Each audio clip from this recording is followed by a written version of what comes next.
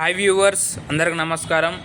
ఈరోజు inter results గురించి అయితే రాష్ట్ర ప్రభుత్వం అయితే గుడ్ న్యూస్ చెప్పడం జరిగింది. ముందుగా మన వీడియోని చూసేవారందరూ సబ్స్క్రైబ్ చేసుకోండి, ఎటువంటి స్కిప్ చేయకుండా కంప్లీట్గా చూడండి.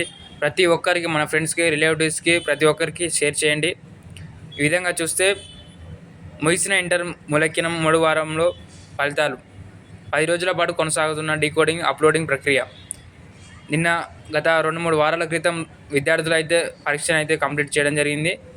ఈ విధంగా చూస్తే రాష్ట్ర ప్రభుత్వం కీలకమైనటువంటి ఆదేశాలు తీసుకొని, నిర్ణయాలను తీసుకొని ఎలా అప్డేట్ చేసి వాళ్ళకు రిజల్ట్స్ ఇవ్వాలనేది రాష్ట్ర ప్రభుత్వం అయితే సమాచారాన్ని అయితే ఇవ్వడం జరిగింది. రాష్ట్రంలో ఇంటర్మీడియట్ విద్యార్థుల జవాబు పత్రాల మూల్యాంకనం శుక్రవారంతో పూర్తయింది. మూల్యాంకనం పూర్తయిన నేపథ్యంలో ఈ నెల 3వ వారంలో ఫలితాలను విడుదల చేయడానికి ఇంటర్ బోర్డు అధికారులు అయితే కసరత్తు చేస్తున్నారు. కానీ ఈ నెల ఎన్నికల కోడ్ ఉండడంతో రాష్ట్ర ప్రభుత్వం కొంత టెక్నికల్ ప్రాబ్లమ్ వల్ల ప్రతి ఒక్కదాన్ని చెక్ చేసుకొని దానికోసం అయితే చూస్తున్నారు. ఈ విధంగా చూస్తే ఏప్రిల్ 5తో ముగిసింది పేపర్ కలెక్షన్. టోటల్గా 4 విడతల్లోనూ మొదలైన మూల్యాంకనం ప్రక్రియ ఏప్రిల్ 5తో ముగిసింది. ఈ విధంగా చూస్తే ఏప్రిల్ 3వ వారంలో రిజల్ట్స్ అనేది ఇవ్వడం జరుగుతుంది.